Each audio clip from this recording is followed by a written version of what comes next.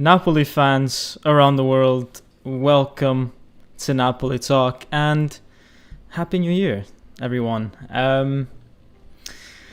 What a few 6 days, huh? I think there's been more drama in the last 6 days than some clubs have had in their entire history. We've got the Insigne situation, obviously. I think everybody knows that. Everyone around world football knows about the Insigne situation, going to Toronto, signing midway through the season, popping that champagne in the hotel in Rome 2 days before Juventus Napoli, and then the situation of Napoli having so many players in the African Cup of Nations. We've got COVID cases non-stop. Staff Spalletti's not going to be around. We've got so many players missing. If you guys head over to my Instagram page, official Napoli Talk, you'll be able to see the full list of players that are missing for today's game. But it's complex, right? So I drew a little something for you guys, okay? I drew a little something so that we can explain the situation, because I can understand if someone from outside of Italy might not understand what's going on, because there's local health authorities, the Serie involved. It's complicated. So I drew this. That's really like as simple as I can make it, but trying to get information across to you guys all in one slide. So let's go over this. Let me respond to some people in the chat. Rabona TV is in the house, man. I'm excited to hear what you have to say. I wonder if you'll make a video about this topic. I think his weekend recap video of the Serie is going to be interesting, considering 4 or 5 games are not going on as scheduled. We've got Visavius in the house, who's going to be posting this link in the Napoli Discord. Shout out to the Napoli Discord. Link is in the is in the description as always. Everyone else is also here. Michael, Jasonic, Fabio.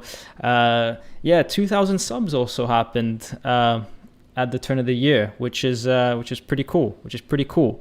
So, anyways, guys, this is the situation with Napoli. So, ASL, what does that stand for? It does not matter, okay? It's just an acronym. But what it is, it's the local health authority in Italy. Now, how does it work in Italy? Every region is basically governed. We're not independent regions, but every region has some level of jurisdiction, and it's a bit like the United States, right? It's a bit like the United States, where every state has some things that it's in control of, but then there's also like a federal government. That's kind of how it works in Italy with the regions. There's some things that the regions are responsible for. There's some things that the Italian state is responsible for. Now, the things regarding quarantine and stuff like that, coronavirus, is being handled by each region individually. And so in Naples, we've got AS Campania, which is the name of the region, and it's not the only one there. Essentially, we've got several. We've got AS 1, 2, 3.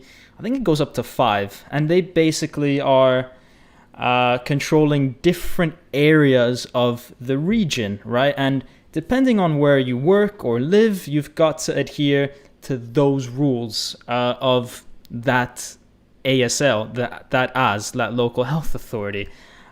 So here's the situation.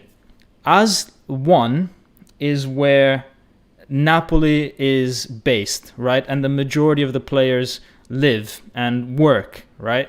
And when we had all the COVID cases, I mean, we had Elmas, Mario Rui, Malquit, all these guys. When they caught COVID, then AS stepped in. AS number 1 stepped in and said, let me have a think about this. And they ended up saying, you know what, go ahead, go have your game against Juventus, fly to Turin, go and play, right? So we got a little picture of as number one telling us to go play, but to be careful. This is literally what they told Napoli. Go play, but be careful. Like, you can, go cough, but not too much, is basically what they told us. Anyways, we landed in Turin last night.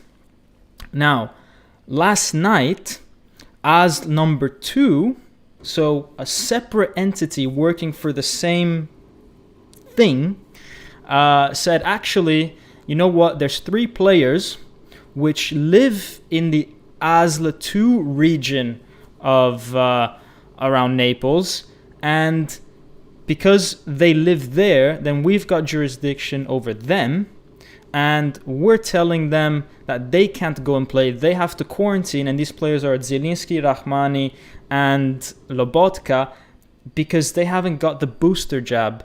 And if you've been in contact with people who are positive, such as Mario Rui, who turned out to be positive, and you haven't got a booster jab, then it's in their authority to say that these guys have to quarantine. But at the same time, these guys already were on a flight and landed in Turin. So how can you possibly ask these guys to quarantine? So now, once they land in Turin, it's a whole other situation, because actually they fall under this jurisdiction now of the ASL in Turin, okay? Because, they've got to adhere to the rules of where you are at the moment.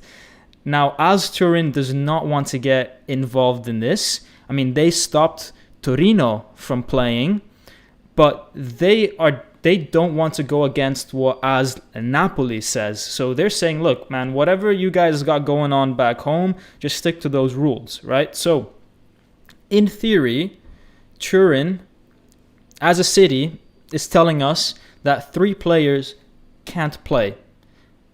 What's even more interesting is that according to the state law, once you've come in contact with people that are infected with coronavirus, when you go to work, you have to wear an FFP2 mask, right?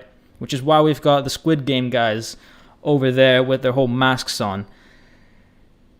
That means that, well, not only Napoli, but potentially also Juventus have to go and play the game with masks. It's a mess, right? But it doesn't end there. Last night, there was an emergency meeting in the Serie, and everyone gathered around, all the presidents or whatever, virtually, and the delegates from the different teams, and they decided to basically not postpone any game. So the local health authorities of Turin, Bologna, whatever, have blocked several teams from playing, but the Serie A said officially we're not postponing them. We will hand the other team a 3-0 win, and then we will resolve these cases in court, which is basically what happened in Juventus Napoli last year. Now, those teams have grounds to not be able to play, because they can go to court and say, our health authority blocked us from playing. There was a specific thing saying that this team as a whole cannot play. Napoli didn't do that. The Napoli health authorities didn't do that. AS number 1 said you can go, just be careful. And AS number 2 only talked about 3 players needing to quarantine. The reason why they didn't stop Napoli entirely, even though we've got so many COVID cases, is because of all the mess that happened last year. And I think, frankly, they didn't want to be involved yet again. So, it's a mess. It's a mess. Anyways, these guys, they all reunited, the Lega Serie, and they decided, look, we're not going to postpone any games. We'll sort it out in court. But we are going to introduce a new law. And this law came into effect today. Like, they introduced a law today. They changed the game midway through the season. For some reason, they didn't think of this before. They changed the game midway through the season, and they said, we are going to allow games to go on as long as teams have 13 players to choose from, including players in the youth team that are aged 18 and above. Essentially, everyone that's born after the 31st of December 2003. Now, you can imagine a Serie A team or any sort of football team in Europe has 25 players in their regular team, another 25 players in their youth team. Out of those 25 players in the youth team, at least half of those probably are above 18. So you've got about 40-ish players to choose from. Obviously, Napoli fits the criteria that they can field 13 players. I think we just about have that with the regular first team players. And even if, we didn't, even if it went down to 9 or 10, if you exclude players like Zielinski, Elmas, we still don't know what's going on with him because he just came back from Macedonia with a positive, he was positive in Macedonia, came to Napoli when he got negative again, did 3 negative tests, and then now he tested positive in Turin, and it seems to be like they're repeating his result because they're trying to figure out if it was a false positive. So we've got all these cases. We still don't know 2 hours before the game who's eligible to play and if they've got to play with masks. But the law was officially changed today that we have to consider the Primavera guys as well, which is a joke to change the rules halfway through the season, just so that we can get Napoli Juve, because this is the only game that was affected today by this. Everything else was already blocked by the local health authorities, everything that wasn't going to be played anyways. So they literally just made this rule so that they can, force Napoli into playing this game, which is, okay, fair enough. This is kind of what the youth team is for, emergency situations. But, it's crazy how Serie A are doing things so last minute. You've had 6 months of the season to work this out. You've had the experiences from last year. You need to do better. You need to have rules set in place and not try to mitigate them at the last second. Now, Napoli, on the other hand, how they're responding to this is that they will completely ignore the state laws and the local health authorities by saying that actually these are just suggestions and they don't come into full effect until the 10th of January by law. So Napoli have 100% intention to put Zielinski, Rahmani and Lobotka on the field and possibly be persecuted legally rather than have to deal with Serie A, which is absurd in my opinion. But that's their intention, and I think that at that point they won't consider wearing masks either. So it's going to be interesting what the repercussions are legally for Napoli. Because I think either way they're going to have a problem. Either they're going to have a problem legally with the state and local health authorities, or they're going to have a problem with Serie A. Now, what are the penalties? I think for a regular person, if you're caught not wearing a mask and they told you to wear a mask, I think the fine is like 400 euros. That shouldn't really be a problem for Napoli players, but it might be more.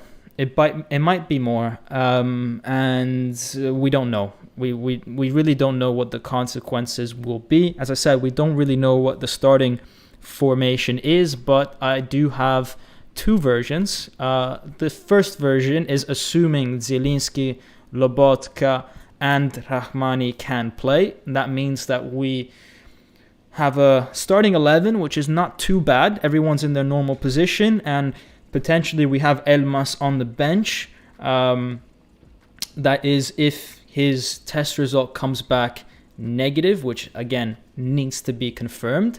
And then we've got the TikTok boys on the bench. We've got Vergara, we've got Spedalieri, we've got Costanzo, and we've got Idiasak, the Polish goalkeeper. So these guys about to drop the hottest TikTok in 2022 when they're sitting on the bench. But this is our best case scenario, like absolute best case scenario.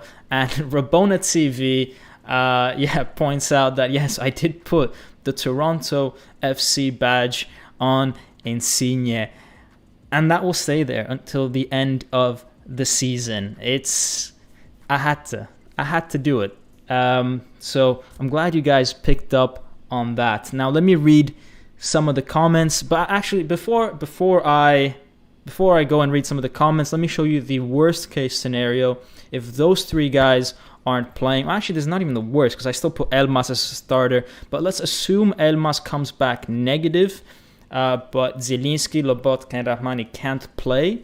Then we've got to play with Di Lorenzo as a central defender. We got to put Zanoli on the right.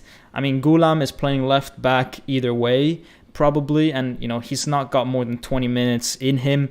And then we've got two goalkeepers on the bench, and then only three outfield subs, which includes two defenders and one center mid. Now, one thing about TikTok boy number one, the guy with the muscles, he's from a place in the region of Campania called Fratta Minore, and Insigne is from a place called Fratta Maggiore, so minor and major. Now, it'd be very ironic if he's the next captain of Napoli. I mean, not right after Insigne, but we get like another guy, and it's kind of like the big guy and then the small guy, even though Insigne is smaller than the other guy. Anyways, I hit my hand.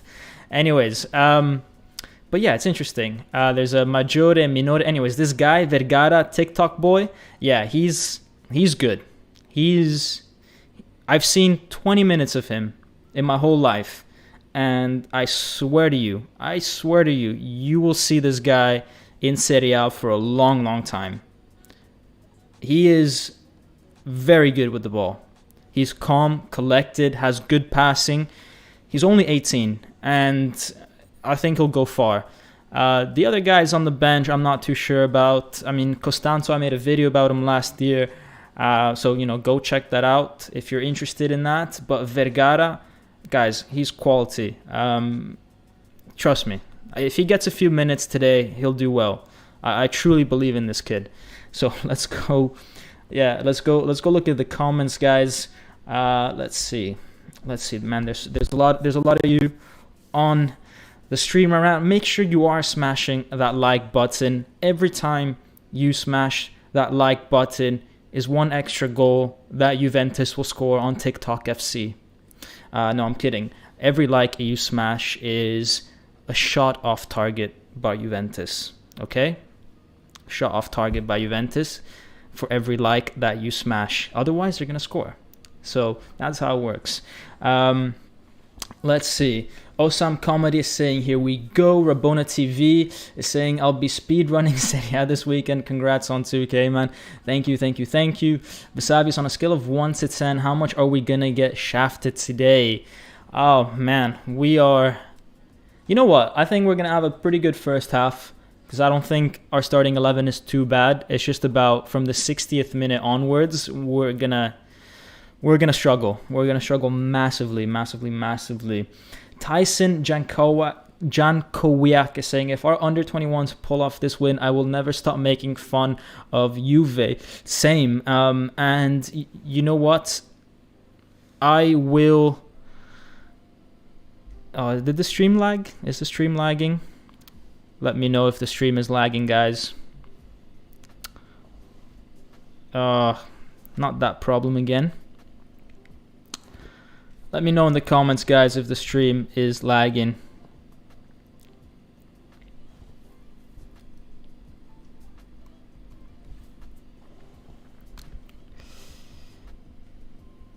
Damn, my internet cannot handle live streams anymore. Let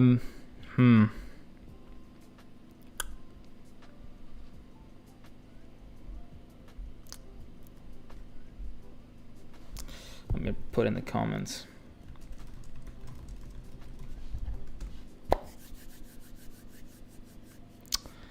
Yep.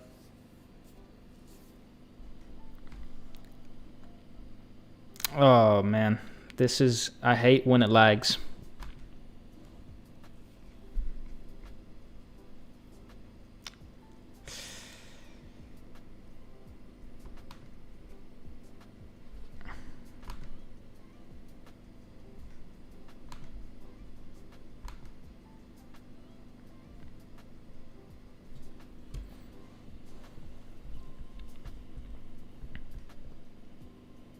Oh, cool. You guys can hear me. All right. I will continue to speak, but yeah, the stream's lagged.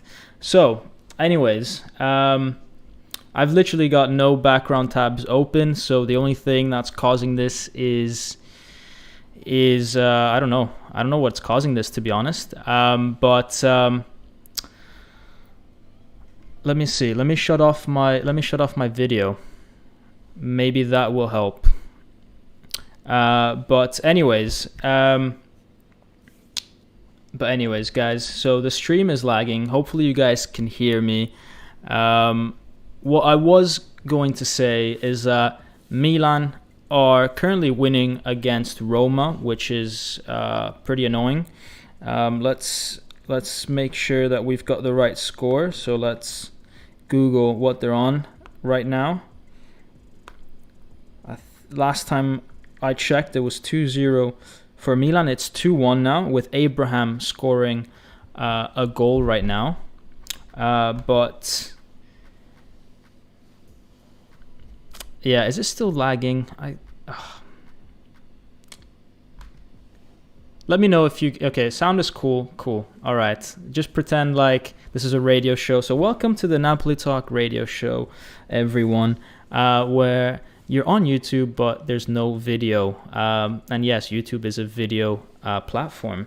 Anyways, as I was saying, we at least got to see the formations that we have. And there is updates, I think, on Napoli's situation. Let's see. ID Beats is saying Elmas is positive in the comment section. I don't have an official news of that from Napoli. Let's see.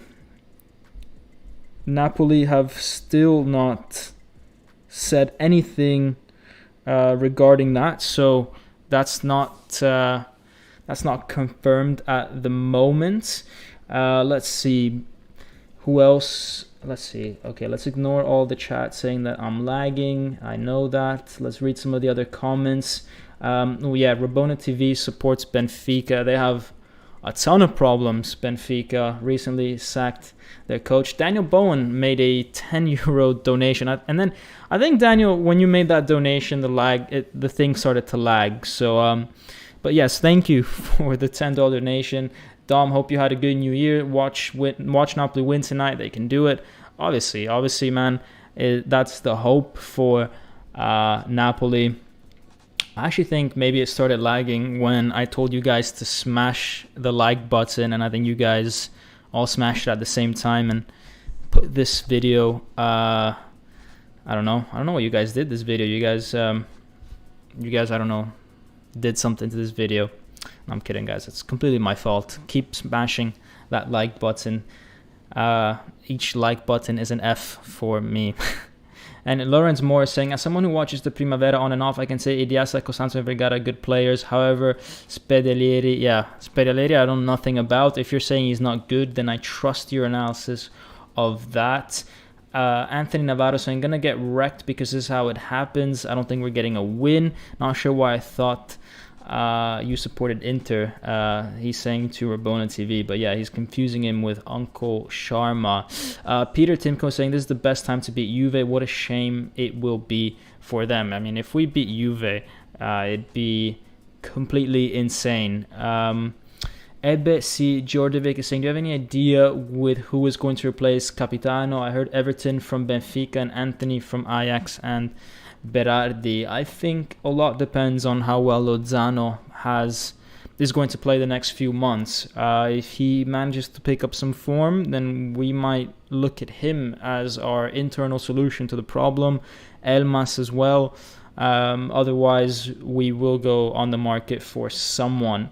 Potentially Everton from Benfica. It'd be interesting actually to hear from Rabona TV about what he thinks about Everton. I mean, he's putting on the chat that you can have him. I'll drive him over to you. Not that good of a player according to Rabona TV, but yeah, as Visavis is saying, at this point we'd take anyone, and he was linked with us a few years ago, which is why his name popped up, but hasn't been doing too well recently. He's kind of fallen off the radars, but the stream is back to normal, says some comedy. Yeah, cool, nice. So now that we got that working again, I had no hope for that coming back. Absolutely none. I mean, that has to be the greatest comeback of 2022. The greatest comeback of 2022, getting my stream working again. Thank you guys for actually staying on while I was ranting with no video. I'd been saying I dislike the stream and it's back to normal. I knew it was something to do with the likes. So let's go back to that formation, guys. Let's go back and take a look at maybe the most likely formation, version 1 of this. Let me put my video back up. I fully expect this team to still do a good job against Juventus if we get to play with these guys.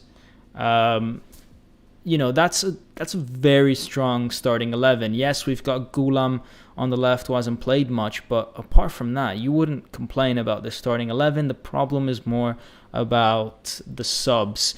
Now, how about Juventus? Well, they've got Dybala, who is... they've got Chiesa, who's coming back from injury. I don't think he'll be on the starting 11. He'll probably be on the bench. But apart from that, I mean, they've got a pretty standard team. They've got very few players out for COVID, a few guys that are just like not that important, Pinsoglio and stuff like that. Actually, what they do have is Chiellini and Bonucci. What am I saying? They've got Chiellini and Bonucci, who are not going to be playing today. So that's something that actually we could exploit today. So, that's going to be interesting. In fact, let's go and have a look at the expected formations right now. So let's see. Can we get Google to work here and tell us what the lineups are yet? No, not yet, because it's too early right now. But we could try loading up some expected formations which are not official. So let's see.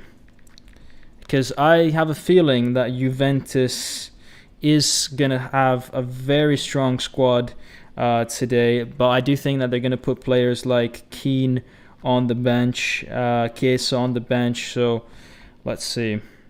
They're expected to play with Szczesny, Quadrado right back, Rugani, De Ligt, Sandro in defense, Bentancur, Locatelli in front of that defense, Bernardeschi, Dybala, and Keane starting behind Morata. Morata obviously was was rumored to be going to Barcelona on a transfer. Apparently that's not happening. That is being... Allegri had a conversation with Morata, told him to stay. And I think that Morata will stay as long as Vlahovic is at Fiorentina. Vlahovic obviously is one of the targets for Juventus, and unless they buy him, I think Morata will stay. The other guy is obviously Scamacca for them, the Sassuolo striker. If Sassuolo don't let him go, then again, I don't see how Juventus can afford to drop Morata or sell him on to Barcelona. So that's the situation with Juventus. I said pretty standard team. Whereas for us, another thing that we should point out is that we don't have Spalletti either. We have Dominichini, as you can see in the top of that formation. You can also see that I wrote Serie ASL on there, another little detail that maybe some of you have not yet spotted. Armandinho25 says, Barcelona fan here, good luck tonight. Oh man, that game against Barca is only about a month away. I do wonder how those teams are going to reach that game. Barca have a few issues as well. it's anyone's guess how that game is going to go. A lot will depend on the African Cup of Nations, on injuries, on COVID. It's going to be incredibly unpredictable until the very last second. Do you think Spalletti will start Mertens and Petagna on the bench to have subs? I honestly cannot see Mertens not starting today. I cannot see him being on the bench. I think we are lacking some serious leadership with Insigne having signed for Toronto, Koulibaly, not even in the country. Like in the other games, yes, we didn't have Koulibaly, but he was still in and around the dressing room. He could still, participate with the team up to a certain point before the game. Now he's not even there anymore. Like, we need someone with experience around the team.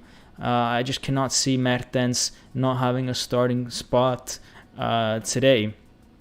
So, yes. And then, of course, if Zielinski doesn't play, then, of course, Mertens will have to play. Guys, we are about 15 minutes from the official formations being announced. So, in between now and then, I'm going to be refreshing my phone, seeing if there's any updates on the Elmas situation, and then we can talk about any other topics that you guys want. IDB is saying Domenichini is sick, Bargini or someone is taking charge for this game. Is that true? Is he sick or does he have COVID? Let me see the official. Let's see. Let's go have a look at the official pre-match information. Well, I guess we'll find out in 15 minutes whether Domenichini will be on the bench. Tyson is saying, I hate Cuadrado so much. Yeah, I mean, he's a good player. He's quality. He's a quality player. He needs to stop diving. He could be such a loved guy if he didn't dive, because he's one of those players that if you ignore the diving aspect, he's a joy to watch. He's a joy to watch because of his dribbling. He's, always on it, but then, he's such a cheat. Rabona TV saying, gotta go, best of luck guys, great stream, don't blame Aslaws for the lag. Yeah, that's what it was. ASL was trying to block me from doing my work, as they're trying to block Napoli, or actually, are they trying to block Napoli? Trying to block 3 Napoli players. Anyways, it's them. They're the reason for everything. World hunger as well. Everything. Poverty. It's all ASL. Anyways, Rabona TV, man.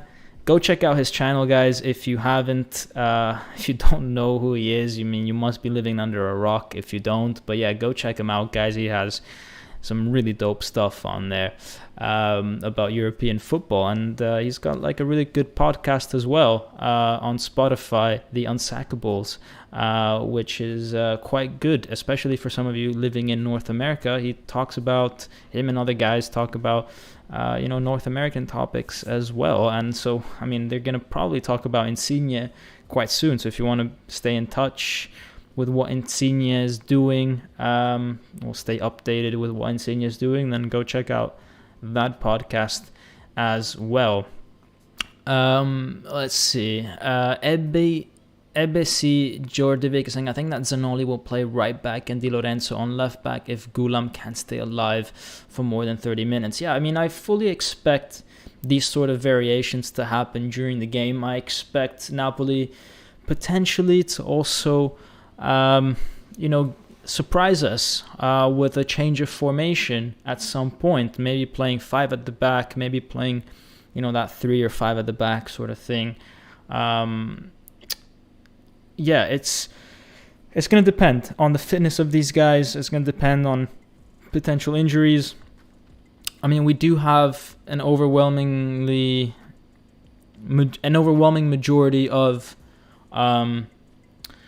defenders on the bench a few attacking midfielders, and literally no strikers. So expect there to be a change in formation when some of those guys get tired and we have to make some subs, guys. Another thing that I want to talk about is Insigne. So you guys noticed how I put Toronto's logo on Insigne today. Maybe that's a bit unfair. Is he still going to captain the team today? Is that going to change? Is it going to be Mertens that's going to be captain? Could we see such a bold move by Napoli? I would be very surprised, but also not surprised.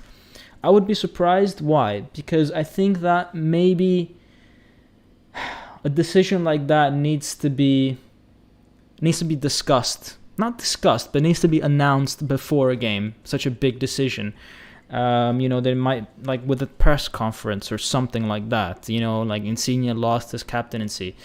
At the same time, it's not yet official that Insigne is going to Toronto. What do I mean by that? Neither club has officially announced that, even though there is pen to paper.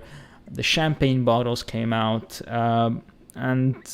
If Napoli do decide to give the armband to Mertens today, that's going to be kind of a weird thing, but again, expected and maybe the right thing to do. But yeah, it's just going to be like, let's try to make this transition, as unnoticeable as possible. No press conference, no nothing, and just give him the armband. So yeah, that's going to be interesting. Rico25 saying, who's the third player down on the bench? That's Pedalieri. But I only used his head and I used Politano's body. So it's Spolitano Lieri is that name. He's a new Avenger. Francesco Pinelli is saying, by the way, Di Lorenzo managed to stay healthy even with the current virus. I am breaking the seam. He really is our Iron Man. Speaking of Avengers, that was a smooth transition. Francesco, that Di Lorenzo is a phenomenal player. I mean, when I was watching Napoli Spezia, he went down and we thought, damn, he lasted 19 games, and then on the last game of the season, or of the year, he goes down, and then it seemed like he had a muscular injury, and then 2 minutes later he's back up on his feet. The guy is a machine, but I don't want to jinx it more than that, because honestly, I don't want to jinx it. I mean, if Di Lorenzo goes down, to be honest, it's at a point where if we were to lose Di Lorenzo, I'd be more upset with that than us losing Insigne. Roberto Luongo is saying, is Mertens the next person to get axed? It depends. I want to make a separate video about the Insigne situation, which will obviously also cover what's going on with Mertens, who's the other guy who is a high earner and whose contract is up this year. And it basically has to do with, what is Napoli's project? Are we going to not renew anyone above 30 and who also have a certain salary? Are we only going to offer a maximum 3.5 million? Are these players going to accept that role? I think honestly, renewing Mertens for 4 million is a bit much if you plan to play Osimhen most of the time. Then again, Osimhen's injured a lot of the time. But yeah, having a guy earning 4 million on the bench is a lot. He's basically our second highest earner. The issue is also with players like Lozano, because other players are going to be looking at that and saying, okay, fine, you don't want to give us 3.5, or you don't want to give us 4 or 5 million, but then why are you giving Lozano 4.5 million and he's playing horribly?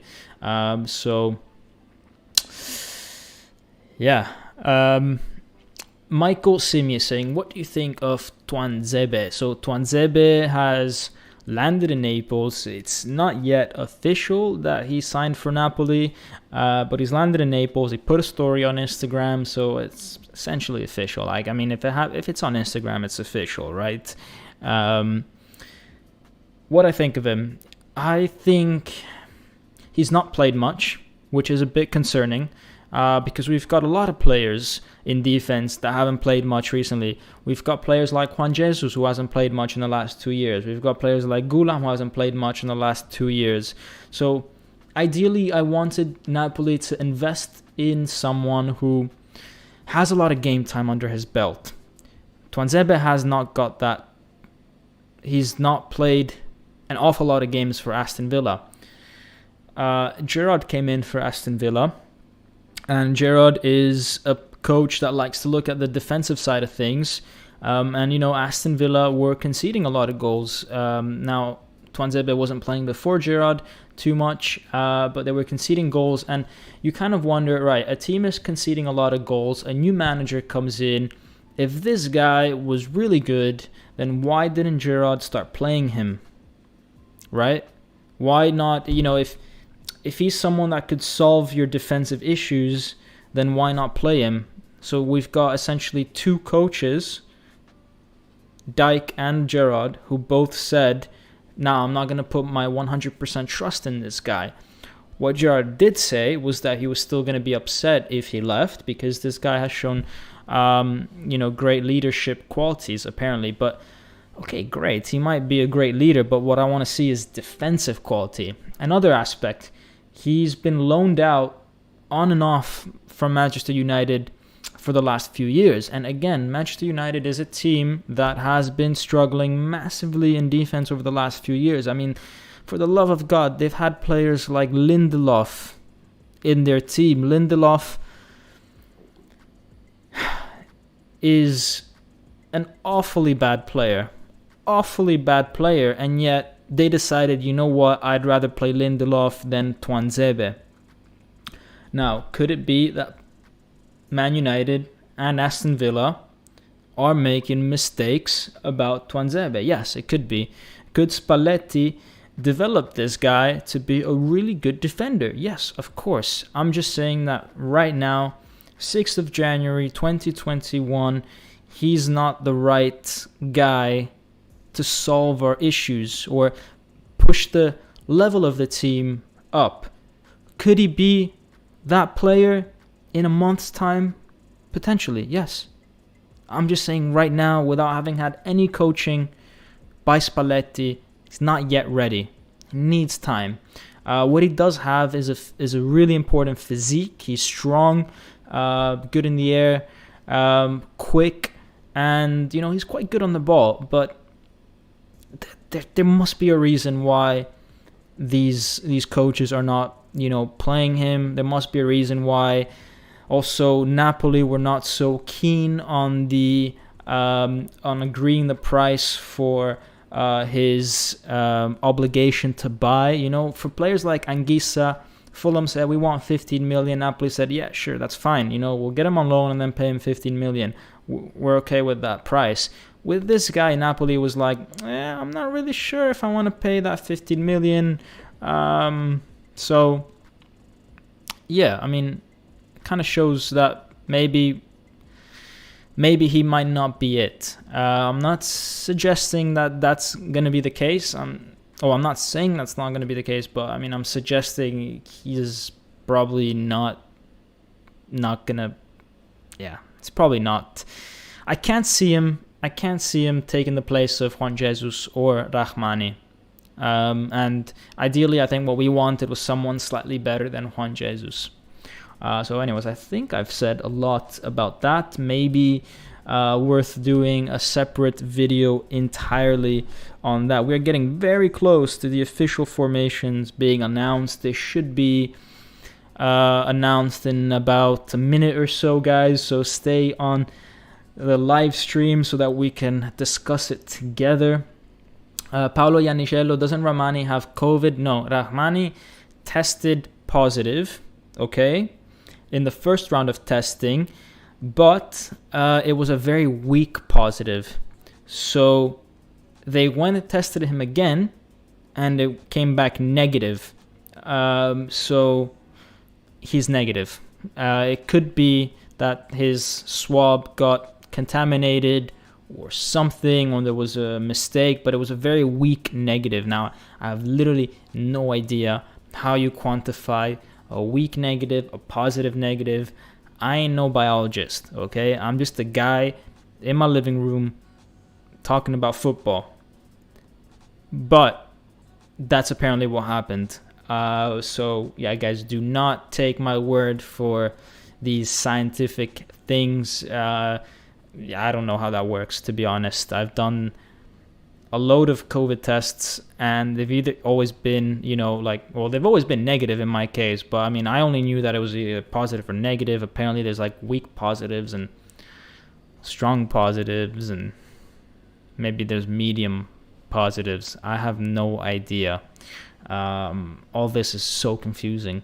Anthony Navarro saying, Di Lorenzo, I hope we build our team around because he is a god. Yeah, I mean, I think we all have a bit of a crush on Di Lorenzo, no homo, but I think we all do. I mean, this guy is the most humble, down-to-earth, professional guy, quality that you could ever meet. He's been amazing for Napoli in the last 2 years. Not missed a game. Honestly, I love him. And I think we all do. We all do. To the same level we love Koulibaly. He's those kind of players. Costanzo, IDB is saying Costanzo is the GOAT of our Primavera. Yeah, Costanzo is quite good. I think Vergara is our best player on this bench. I'm surprised more Primavera players haven't been called up. I don't know why that was the case. Mertens said that he wants to resign. It's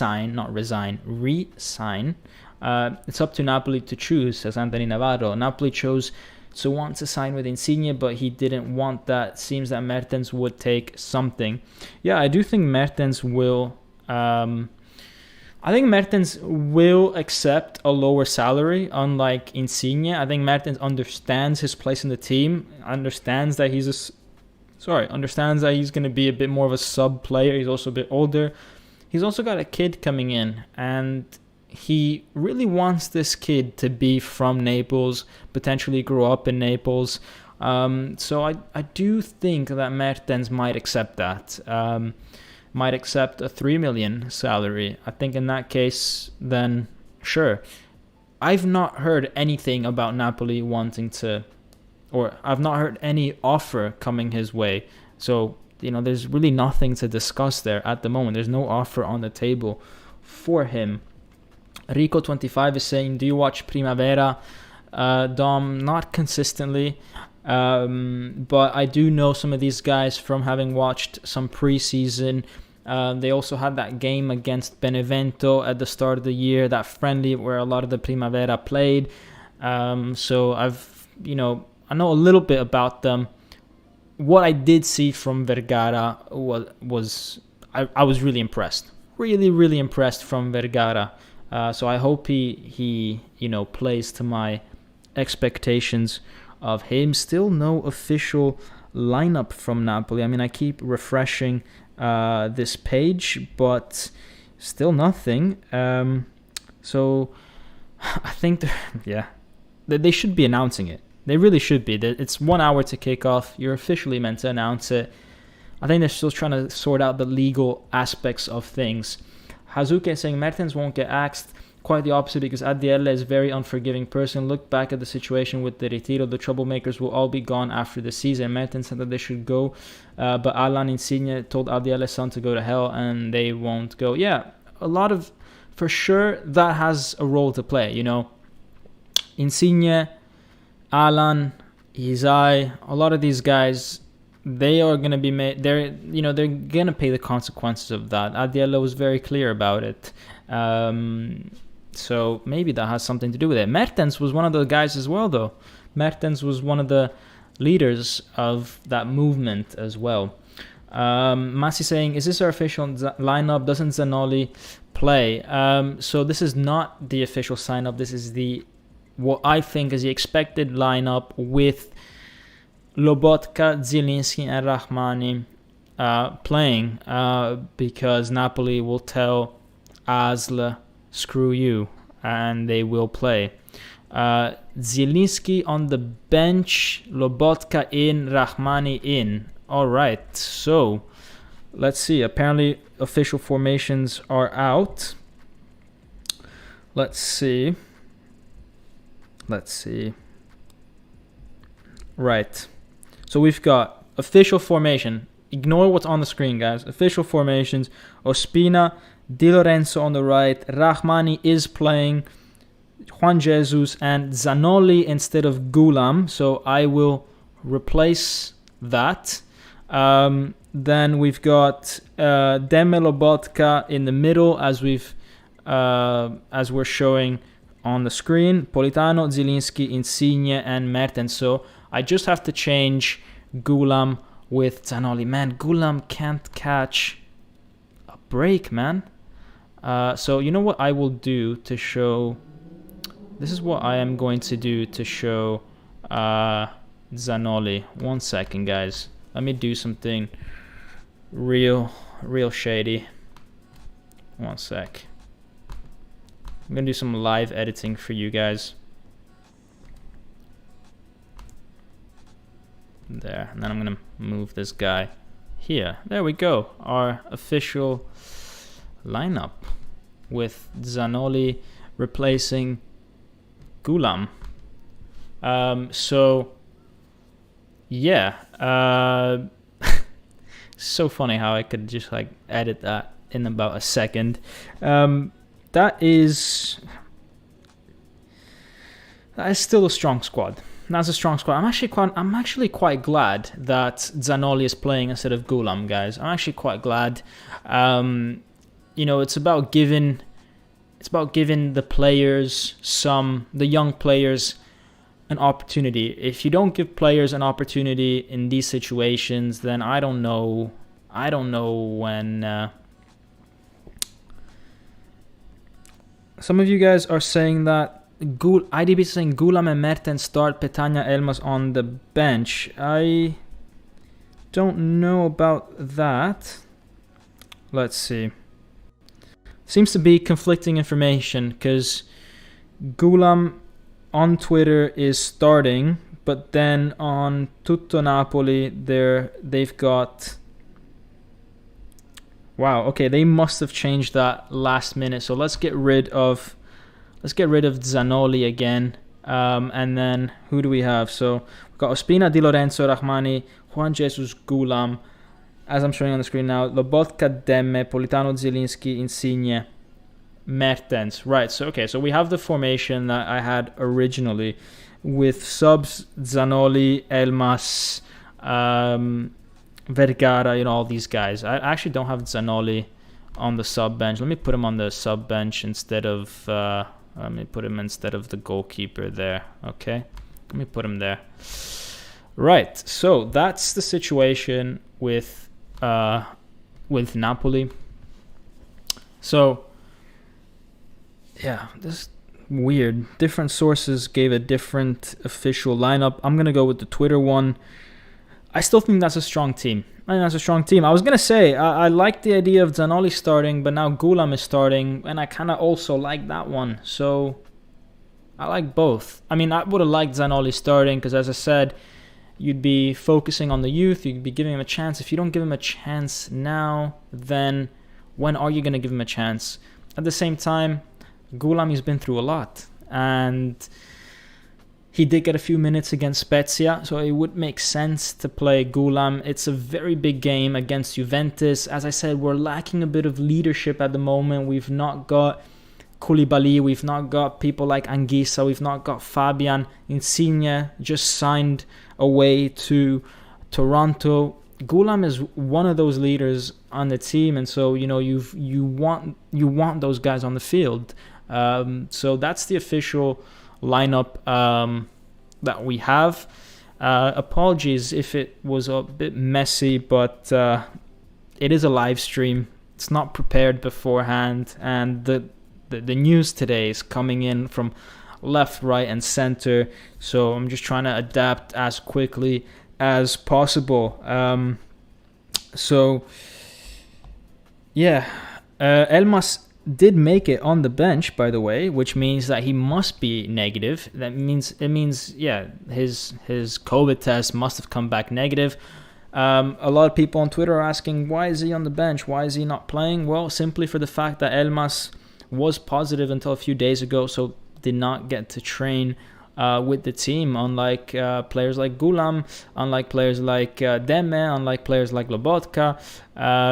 All these guys that you see on the starting 11 had a chance to train regularly with the team. None of them are coming back from a COVID situation. Let's see what the comments say about this. Paul Joe is saying, what are we looking for in the market at center back? A solid third, fourth option. Sure, this can be Tuanzebe. Is he a starter straight away? No, but it's another person we need to fill our squad.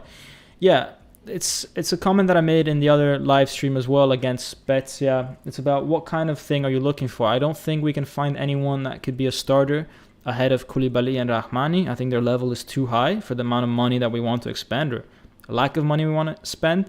But I did expect someone higher than Juan Jesus. Because let's be real, Juan Jesus, we bought him to be the fourth choice center back this season. We had Koulibaly, Rahmani, Manolas, and then Juan Jesus was fourth.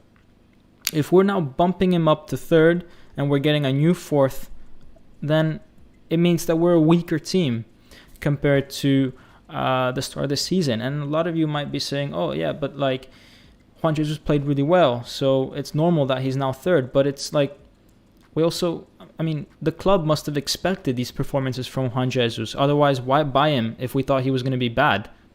So I think Juan Jesus is playing to the level that, is playing to the level that we signed him for. So I think that we stepped down going from Manolas to Tuanzebe. And if we really believed in this kid, then we should have been very clear about wanting to buy him back at a certain price. Barone04 saying Napoli 3, Juve 1, I hope. Potentially. This starting squad can possibly do it. I think a lot will depend on Insigne. Guys, so much will depend on Insigne. Is he going to be playing for Napoli? As in, of course he's playing, but is he going to be really playing for Napoli, or is his mind off to Toronto? I think the fact that he's already signed for Toronto is a good thing.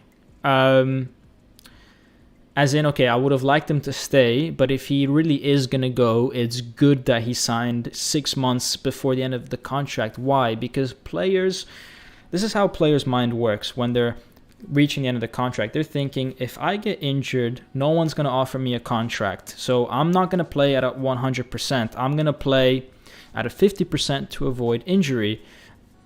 With Insigne, the fact that he signed the contract now, he's guaranteed his really rich salary next year, whether he gets injured or not, right?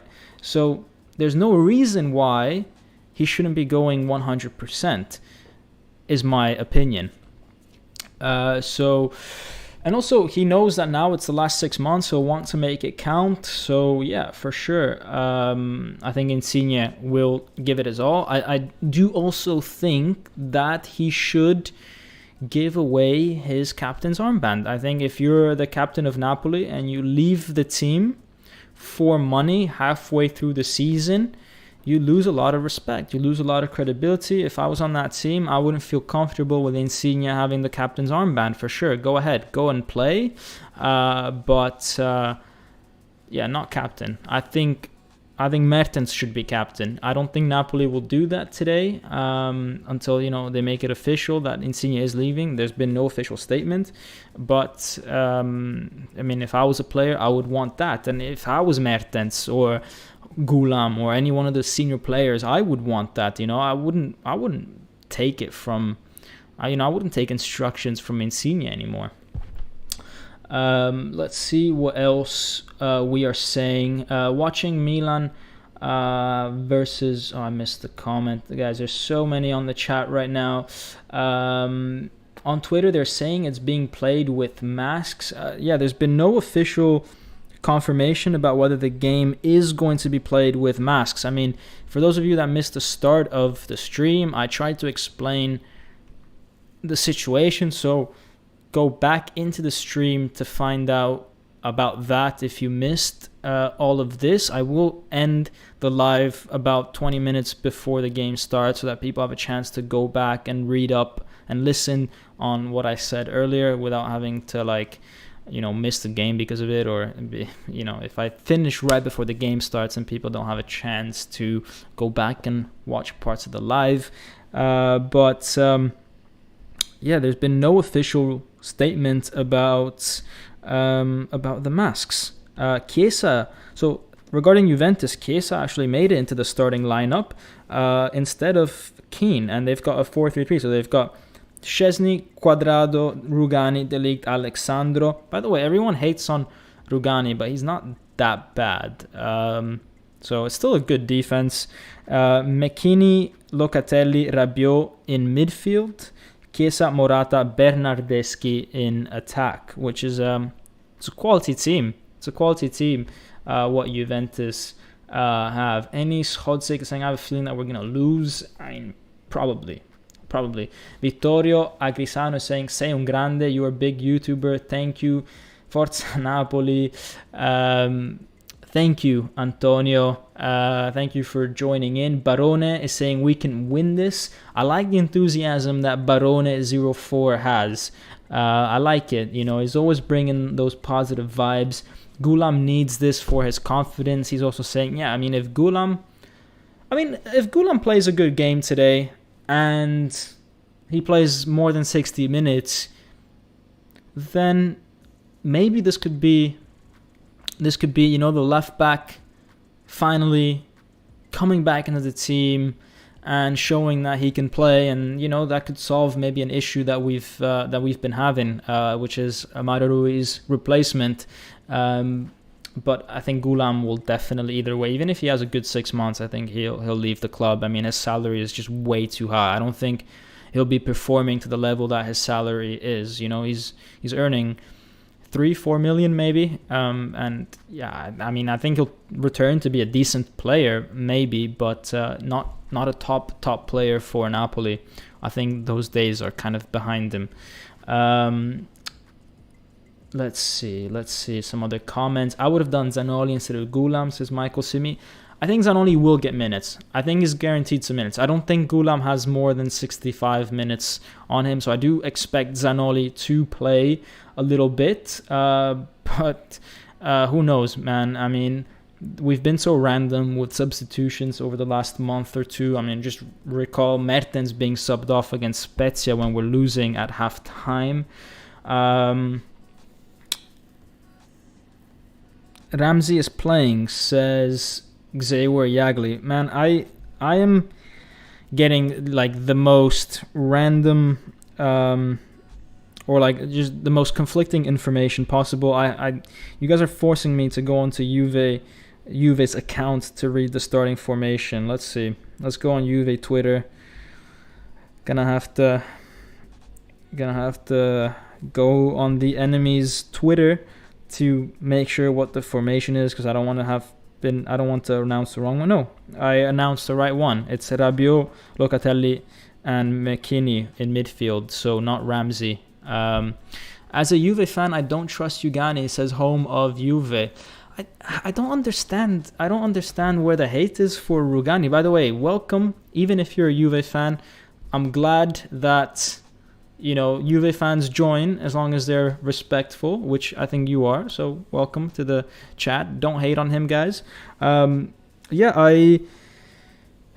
don't see the problem with Rugani, to be honest. He's not that bad, is my opinion. But hey, maybe when you've got Bonucci, Chiellini, and De Ligt in the team as a reference point, everyone's gonna look bad unless your name is one of those guys or Koulibaly or something. They could make anyone look bad. But honestly, I feel like if he was playing for Napoli, he'd be maybe starting. Honestly, I honestly think Rugani could start for Napoli ahead of Juan Jesus, for example.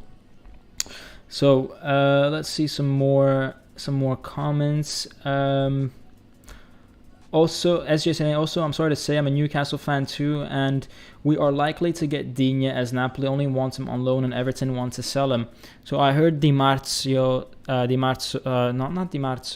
Fabrizio Romano saying that Digne is not going to Newcastle, but you guys did buy Trippier, which is a good buy.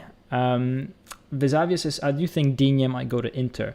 Vesavia saying, one of the worst underrated players of the last decade, in my opinion, regarding a comment that Ennis made. And that player is Mertens. Yeah, definitely one of the most underrated.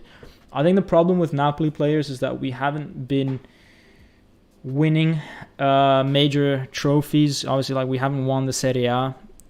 But I think even if you do win the Serie A, like, for example, Inter won the Serie A, and they've got some absolute quality players like Brozovic and Barella, right, who are massively underrated in the international level. They basically will continue to remain underrated until they're consistently reaching the quarters, semis, and finals of the Champions League. That's how it is. So even if Napoli were to have won the Serie A, I still do think that Mertens, Koulibaly, Insigne, all these guys would have remained underrated just by seeing what the situation is at Inter. No one's really, like, no one in Europe is going to put Barella in their, like, top 11 unless you're from Italy. Then maybe you might consider him in your top 11 team. Personally, if I was building a team, I would put Barella in there because he's so dynamic. He can do both things that a midfielder needs to do, which is attack and defend, and is really good in the transitions, which is where most goals are scored. So, yeah, there's people who are massively underrated playing in the Serie A, and that's simply because we haven't been doing that well in Europe. Paul Joe saying, are you live after the game? Yes, I will be going live after the game, even though I haven't yet posted the live video thing. I really do hope that my stream does not lag, but do not expect it to go smoothly. Home of Juve is saying, hope we can have a good match today.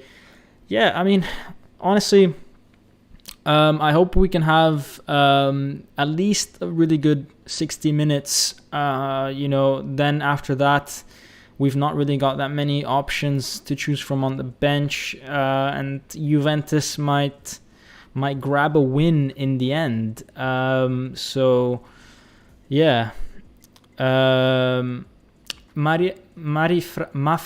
Mafrias is saying, are they really playing with masks? I would doubt it. But it's not been confirmed whether yes or no. I'm a United fan and Lindelof is good. The problem is Maguire. Yeah, Maguire is atrocious as well. But, once you've spent 80 million on a player and you made him your captain, obviously you have to then play him. There's no reason why they needed to play Lindelof, though.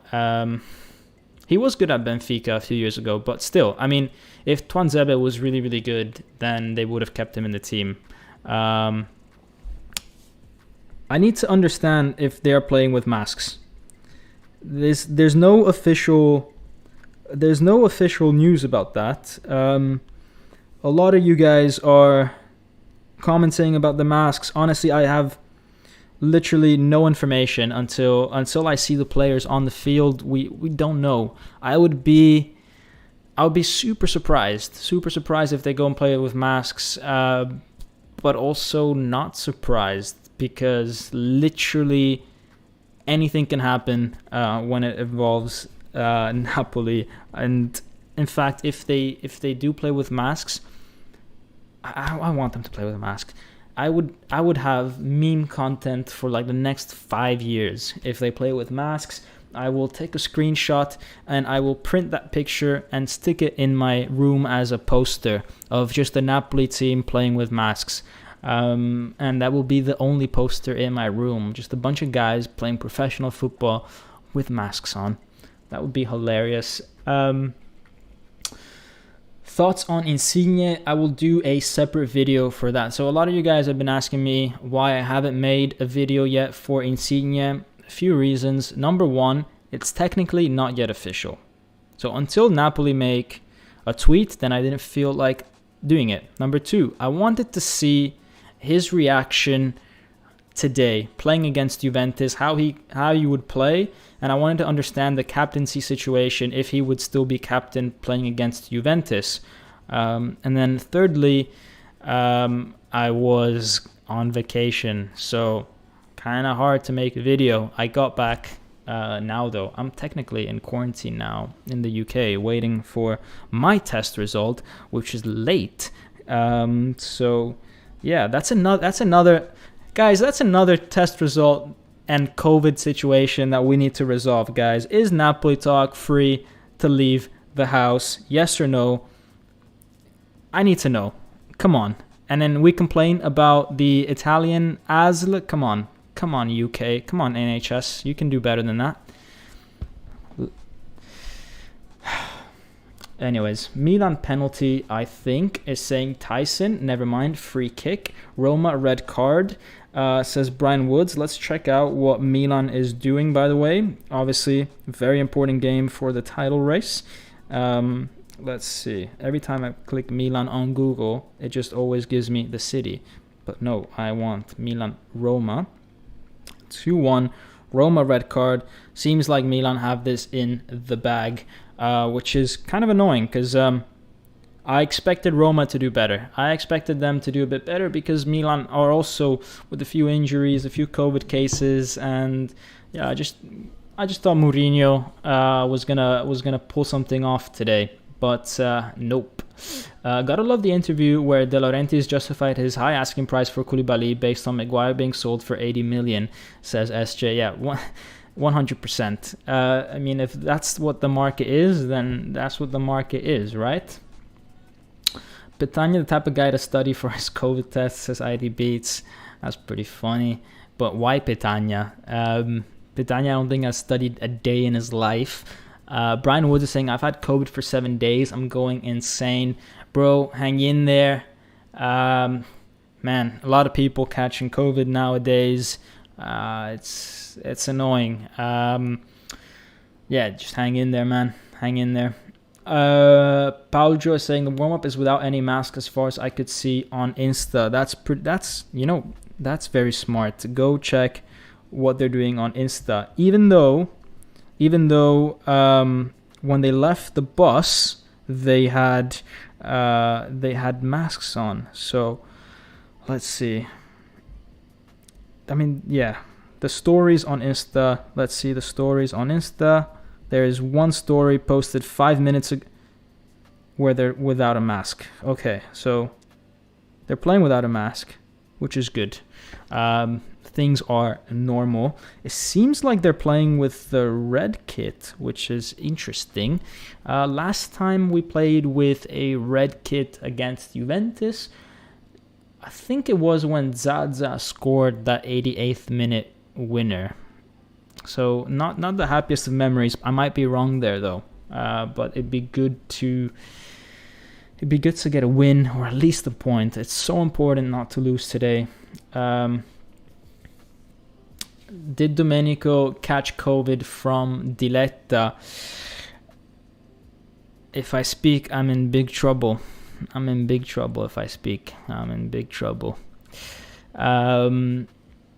Anyways, no, I don't have COVID, guys. I needed to take my COVID test because I traveled to the UK and you need to take a day 2 test. It's not because I have COVID. It's because of that. That's the official story. Now, whether I got it from Diletta or Jessica Immobile, who knows? The COVID test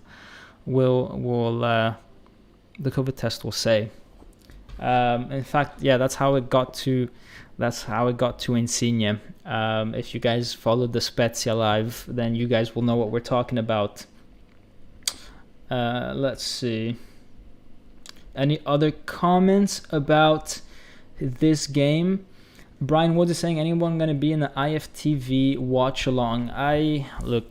My thoughts on IFTV. Good guys. A bit biased against Napoli. A bit biased pro Juve. And yeah, not super informed regarding Napoli, which is fine. I mean, they're not called Napoli Talk.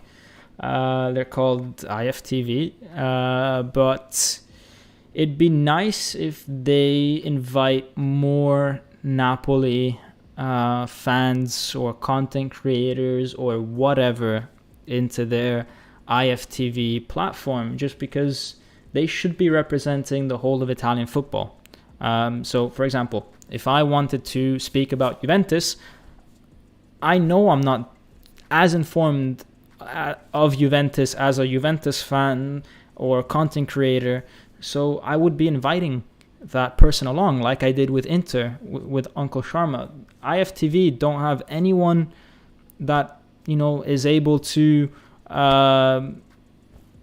be like, they don't have anyone as is a Napoli guy in their team, and I think it's a bit strange, because Napoli is one of the biggest teams in Italy, and they need to be representing that. But yeah, I mean, I also don't want to talk bad about other content creators. I mean, they're killing it, guys. They're killing it. It's, guys, creating content, English speaking content about football, Italian football, is so difficult. It's so niche. It's so difficult to grow. I mean, you guys can probably see it with Napoli Talk. I mean, I've got a YouTube, an Instagram, a Twitter, and, you know, you've got to manage all that. They've got to do the same. So, you know, they're putting in a lot of work. They're putting in, I respect them for that. So, you know, I don't want you guys to like think I'm like disrespecting them. I respect their work. My only suggestion was to have more informed Napoli people, especially when dealing with Napoli topics. I don't know. I don't want to get into beef with them either, though. So yeah. Sabis is saying IFTV aren't the brightest bunch. Look, not up to me to judge. Are they super informed about some clubs more than others? Yeah. Could they improve on their tactical understanding of their game? Yeah. Could they improve on their knowledge of pasta? Definitely. I think a lot of you guys saw that video where they couldn't name pasta. And obviously they're not meant to know that. But if you are if you are a channel that represents Italy in any type of way, it's kind of like the basics. But yeah, I'm not gonna get more into that. You guys are poking me with this, and if I speak anymore, I will be in big trouble. And I could make a viral video about like talking bad about other people.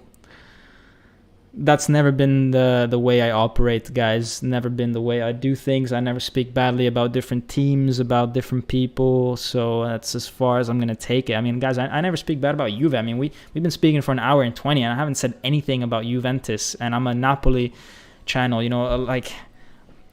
We've got home of Juve in the chat, and I'm just like, yeah, that's cool, that's chill. So it's not my style to talk bad about other things. Because I think that just attracts a bit of negative vibes, and I'm not about that. So yeah. Home of Juve saying, most of the time IFTV only talks about 3 teams. They should watch more Roma and Napoli games. Yeah, I 100% agree. But yeah, again, they're killing it, right? They're killing it. Matteo Bonetti makes me very mad, says Mafrias. Yeah, there's a few. So Bonetti, the other one, Patrick is the other commentator. They also have their favorite teams, right? They support Milan, they support Inter, whatever. So yeah, I mean, maybe they could put that to the side a little bit when commentating. Just a suggestion, but they are very good at their job. IDB is saying Domenico always classy. Yeah, I mean, I try to make this a good space to be, and just not just for the space. It's just like a way of life, really. I think people that I don't know, people that hate, they will get traction. They will go more viral. I mean, I see it on Twitter, right? There's guys on Twitter, even on Napoli Twitter, that they are just hating on other teams, on other users, and they might get that one tweet that goes super viral, and you kind of look at that and you're like, oh damn, like if I did that, if I said that, and it's something that I think as well, then I'd go viral as well, whatever, right? But then you notice that, okay, like they get it, they get viral that once, twice, three times, and then people start they alienate, or they hate on like one group of people, and they alienate the next one, and then all of a sudden, like, you've made like a bunch of enemies and you're left with no friends. Whereas like when you did it the first time, you do it against one guy and you've got everybody else that's like, oh haha, that's funny. But then when you like hate on those guys as well, eventually, then no one's gonna be your friend anymore. And so it's not a game that, it's not something that's sustainable. Like you can't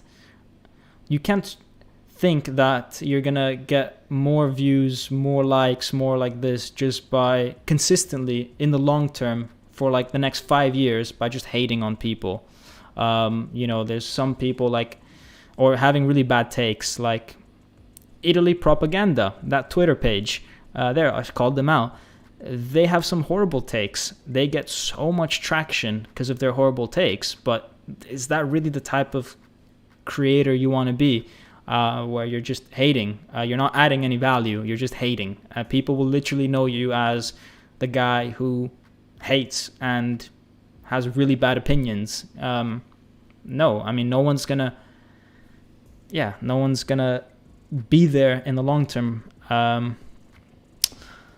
Vesavius is saying, for those of you that want a live chat with other Napoli fans during the game, go to the Discord. I highly recommend it. Video link, the link is in the video description on every video. I've put that Napoli Discord link. They are really good guys in there, all Napoli fans. I'm not too active on there, or haven't been too active on there over the last few months, just because it's like very difficult for me to manage all the different social medias and the videos, and also be on there and also have other stuff going on in my life as well. But if I wasn't managing other Napoli stuff, then I would be on that Napoli Discord 24/7. So I highly recommend it, guys. Highly recommend it.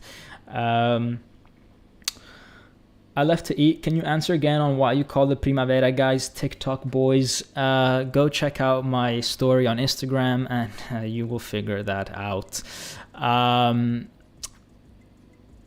What is IFTV? By the way, I'm from Bosnia. Don't hate on me because I don't know what it is. It's Italian football TV. They are the most massive English-speaking channel on YouTube. They've got really good presence on Twitter and Instagram. Honestly, like, they're killing it. They're smashing it. They've got really good content, but they only really focus on. Well, it's not that they only they're biased towards Inter, Milan, and Juve. It's just my opinion. It's not. It is what it is. Whatever. Totti rejected Real Madrid to remain at AS Roma. Del Piero rejected Manchester United to remain at Juventus. Insigne rejected Napoli to go to Toronto FC. Wow. Yeah, that hurts. But also, Totti and Del Piero were getting paid a lot. So, Totti was getting paid massive amounts of money to stay at Roma. And you can see what that's done to Roma. To their, salary situation, and it just sets a really bad precedent, and eventually those things also go sour. Totti and Del Piero left Roma and Juventus in really sour ways with the club anyways. Totti was basically told to leave, or to retire. Del Piero as well, and Del Piero doesn't feature with anything related to Juventus anymore. And yeah, I mean, it's just the way it is. Things end.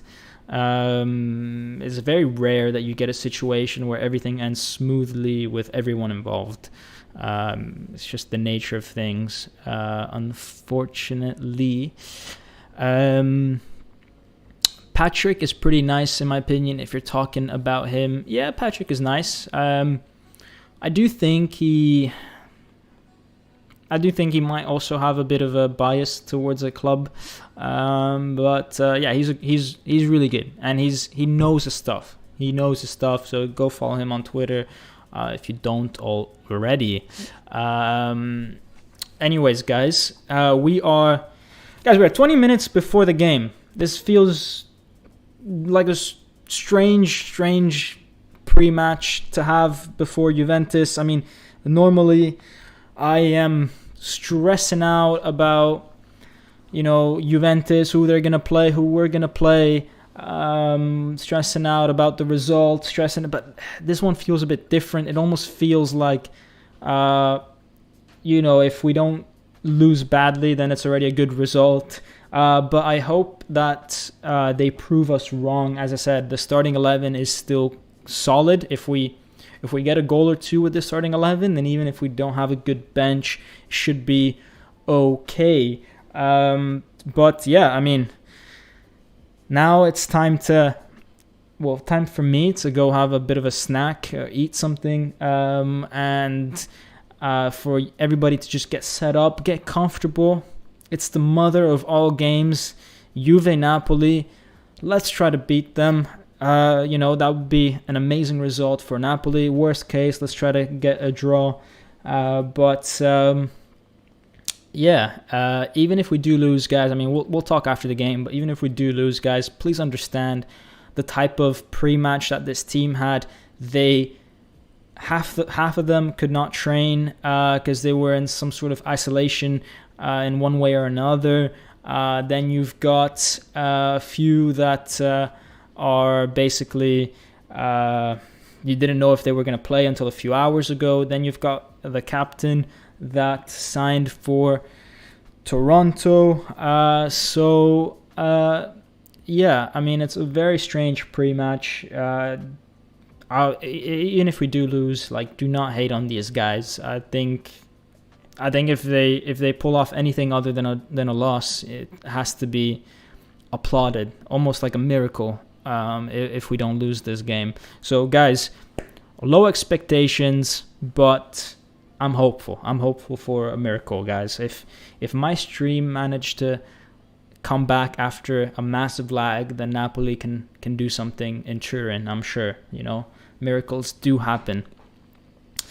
Anyways, I've been speaking for an hour and a half, guys. I need to take a bit of a break and have an amazing game. And as always, Forza Napoli sempre. See you guys. Have a good game.